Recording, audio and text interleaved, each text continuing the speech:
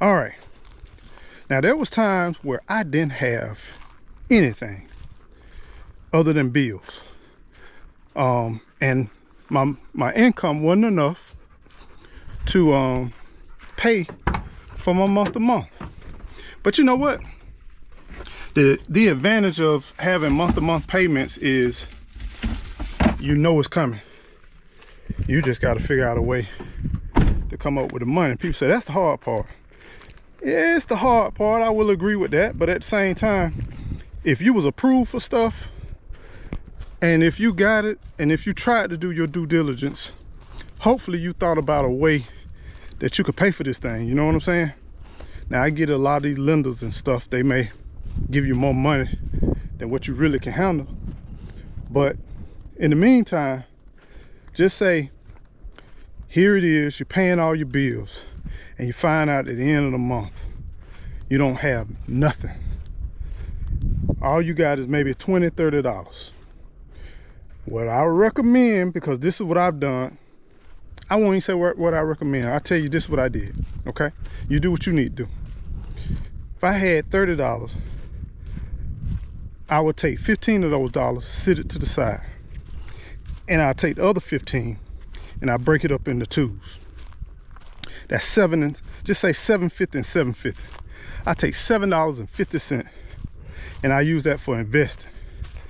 One way or another. And what can you get for $7.50? Yeah, you can get stocks and stuff like that, but I need money now.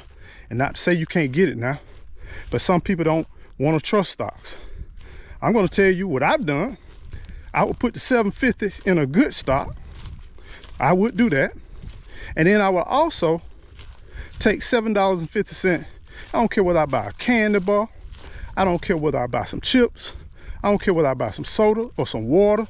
I go somewhere where I can find something real on the low cheap.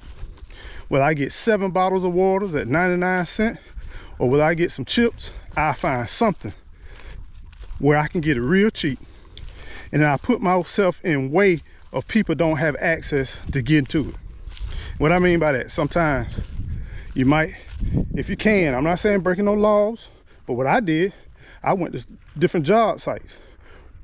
On my way, go to industrial park, what have you.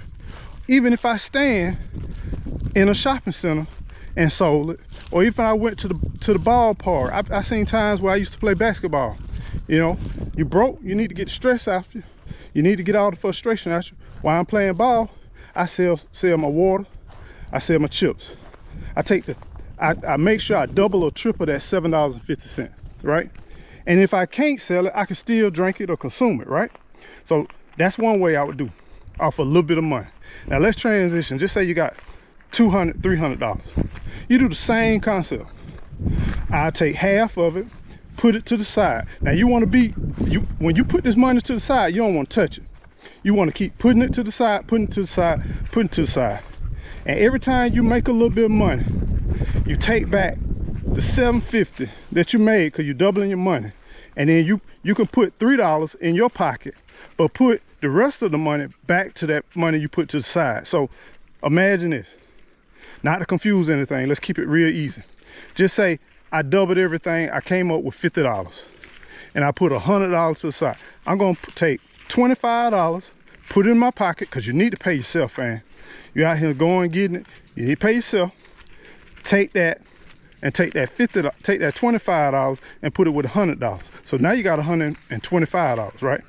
You start to smell it cooking. And over a few months, after a while, you'll see, man, I got about $500, $600, right? But you don't get too happy with that. And you don't want to trade it off or gamble it off. And I know life be life. And then sometimes you might need to use that money. Just say you need to use that money and emergency happen, something like that. Don't deplete everything. Try not to use that money. I know it's hard. Try to come up with a different way that you don't use that money. You gotta suck it up. Whether if it calls for you buying a bicycle instead of your transmission tore up, if you can, get you a bicycle and get one. Don't get no brand new one. Get a little cheap one. Buy it from somebody in the hood or whatever, right? Get that bicycle and ride it to work if you can. Or pay somebody a little bit of money and see if you can ride. I know it's uncomfortable. I know it ain't cool. But you need to figure out a way you don't touch that money when you put it to the side. You got to figure out a way, because something's gonna happen. Especially when you get to a nice amount, something's gonna happen. But you gotta try your absolute best not to touch that piece of money. So you're gonna rinse and repeat. You're gonna keep doing this thing over and over again. Now, meanwhile, hopefully you'll start getting that entrepreneurship together. You'll start getting that salesmanship together. And then now you need to create another source of income. You interacting with people, you moving around, dealing with people, people talk. Listen to them when they talk to you. When you do your transactions, whether it's a ballpark or not, listen to what they're saying. People will tell you what they want. People will tell you what they need.